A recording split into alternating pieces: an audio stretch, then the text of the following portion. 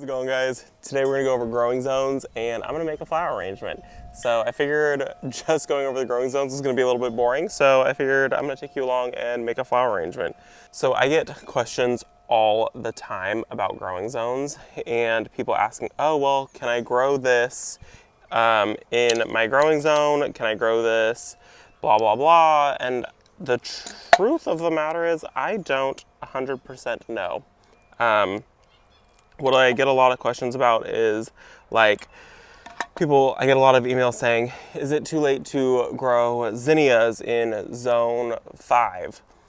Well, that's not really relevant is the exact answer that I should be giving you guys. The answer to that question is growing zones don't pertain to things that you can or can't grow that are just annuals. So basically what you need to know is your last frost date and your first frost date. Those are much more important into growing things like zinnias or cosmos or wild carrots or all kinds of other things like that, your tomatoes.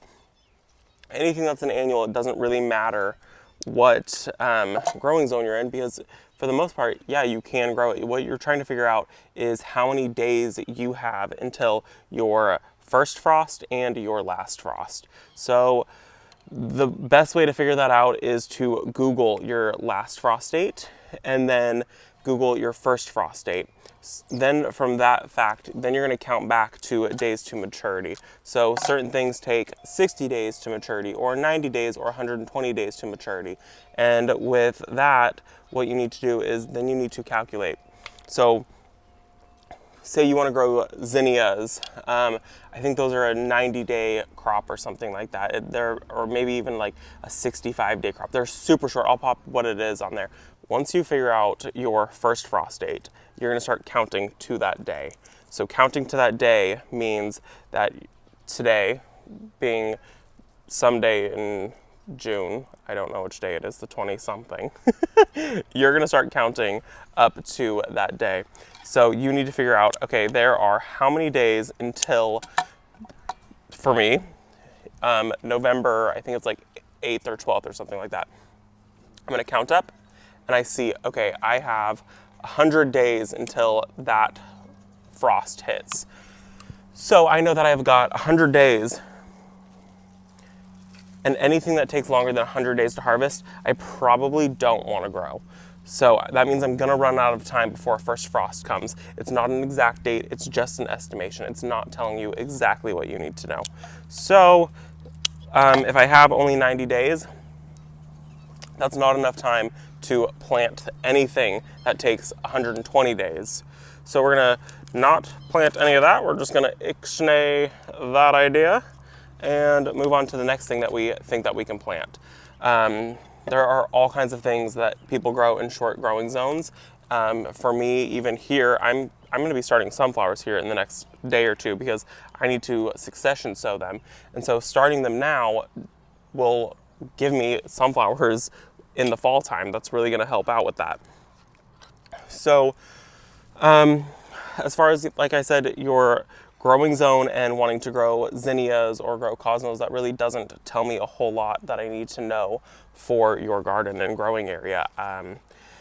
When we're talking about growing zones, we're talking about things that are perennials that you are gonna have come back every single year and that are gonna provide year-round interest in your garden. So things like hydrangeas and other things like that, those are all ones that you need to know your growing zone for, because certain plants can only go down to a cold hardy of negative 20 degrees or only 32 degrees even, or even like a light frost, which is not even 32 degrees. I think it's like 40 degrees or something like that. It's not a frost at all, but some plants can't even handle that. And so that's when you need to know your growing zone is for things that are like that. Those don't require to know your first and last frost date. You just, don't want to be planting those things, in December when it's freezing outside. Those are things that you want to plant in the springtime or even possibly into the summer. But it's kind of a guessing game, and the best answer to get the result for your specific growing zone is to just simply Google it. I don't know if you can grow zinnias right this moment in zone 3. It might be too late for you, or it might not be.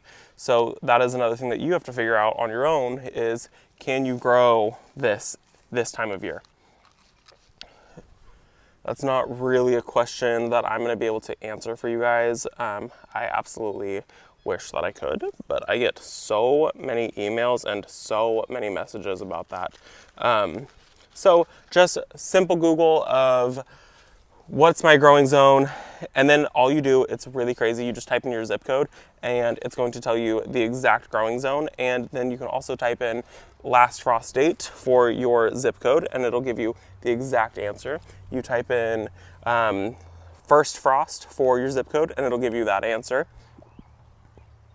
And reason that you want to know your first and your last, the first is going to tell you how many days you have left in your growing season. Like I said, it's just an estimate. So say we have 90 days left in ours. That doesn't necessarily mean that. There's been years that we've only had one day that even hit 32 degrees.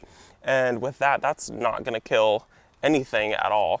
I mean, that's going to kill very few things in the garden. So for me, last year, our growing season didn't even end until I believe it was January. So that's kind of like a wild growing time. That's a long time to be able to grow plants. So you have to know your first and frost date to figure that out. Knowing your last frost date is going to give you the advice that you need in order to be able to start your seedlings and things that you need for the following year. You know, I don't know when you're supposed to be starting your seeds in zone 4. That has nothing to do, your zone has nothing to do with starting seeds or has anything to do with can you grow zinnias in October, which I mean, highly unlikely, but yeah, so there's an importance of knowing the difference between growing zone and last and first frost date. And I really hope that that kind of helps clear that up just a little bit for you guys. I know that it's a little bit confusing. I know that when I first started gardening, I was so confused. I was like, well, what does first frost date mean? What does last frost date mean? And first frost date means just, you know, that's when the frost is coming for you. The first one estimated to be for that year is whenever that first frost date is that it says on Google. And what they do is they keep a record for the last 10 years and then they average it out. So those will constantly change. I Google mine every single year. I actually Google it multiple times a year. And sometimes it changes, sometimes it just stays the same. And that just kind of gives you a general idea of, you know, when you're starting your seedlings, what, you know, your time frame is for everything, and how long of a growing season you have. You can see how long your growing season is by calculating the amount of days you have between your first and your last frost date. We have an extremely long growing season here in Northern California. I'm a zone 9A, and last and first frost dates are, I think I have a 2-month window of possible frost. So very small window of freezing temperatures here in my area, which we're very, very lucky about that. I don't know how some of you do it with months and months of freezing temperatures. I would drive myself insane. So props to those of you that are able to do that. So I know that's not an exact answer of what growing zone are you, and what can you grow or what can't you grow in your area, but that gives you the idea of you need to Google it, and that'll help you figure out exactly what you're able to grow or not grow, and when you can continue to grow these things, or if you can't grow them anymore. Like I said, for some people it's going to be way too late to be starting certain things. I've gotten a couple questions just last week if it's too late for people to grow certain things, and they just tell me the growing zone, but then I try to explain it, and I figure if I'm getting the question that often, then I might as well make a video of how to figure out if you can continue to grow these things or if you can't. And first and last frost dates are the only way to be able to tell if you can continue to grow any of this in your garden. So I know it's a little bit frustrating, but you have to just Google it. That is the way that I find out everything in my garden. That's how I know I'm still having enough time to start more sunflowers. I'm sure pretty much everyone out there, you still have time to start sunflowers and start zinnias. We are very early into the growing season. So don't get discouraged if you haven't started any of these things. There's still plenty enough time.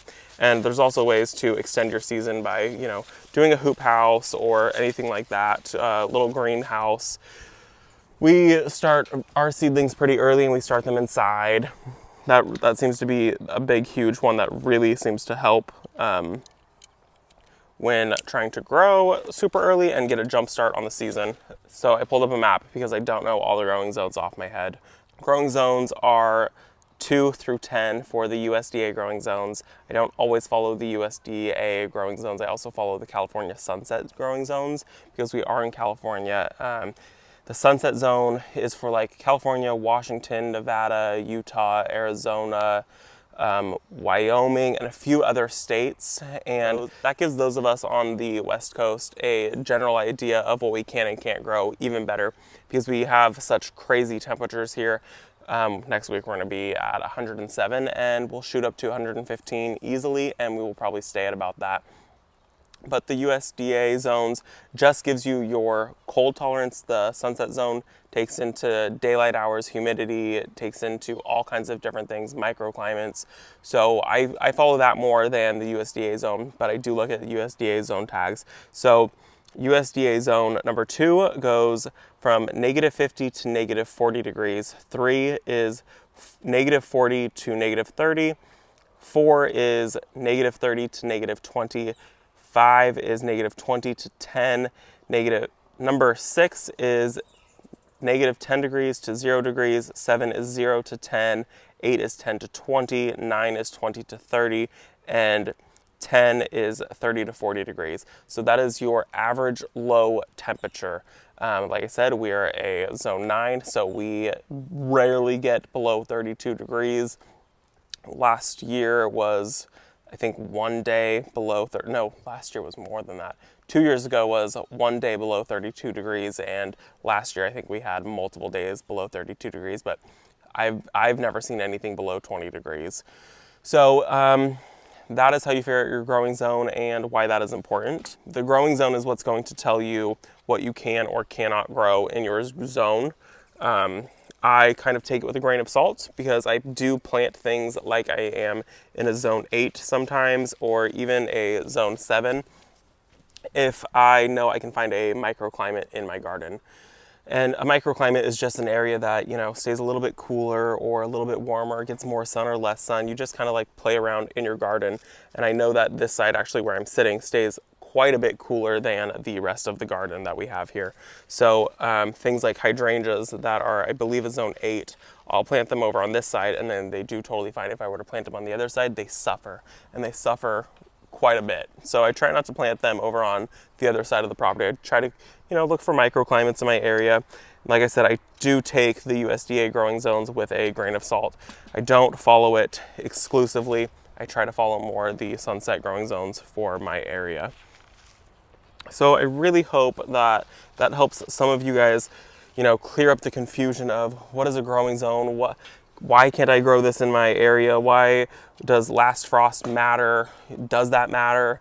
It does matter, and it is important to understand those things. That's going to help you as a gardener really be able to, take your garden to the next level of what you can and can't grow, and why can't you start, zinnias in the end of July? Well, because you might not have enough time to continue to grow them, and you can probably grow them, but you might not be able to get blooms. So this flower arrangement is done. I think I've talked your guys' ear off, and I hope I didn't confuse you guys anymore. I hope that you enjoyed the video, and I hope that you enjoy the flower arrangement. I wasn't going for a red, white, and blue theme, but I have blue Euryngenium and white Euryngenium. These are both called Glitter. I have some white zinnias, and I have some red spike amaranth. So this is very much a red, white, and blue. And then I also have some purple basil tucked in here in this area. And so this is, I guess, our 4th of July flower arrangement. So I hope that you guys enjoyed this video. Thanks for coming along with me today, and I will see you in the next one. Bye, guys.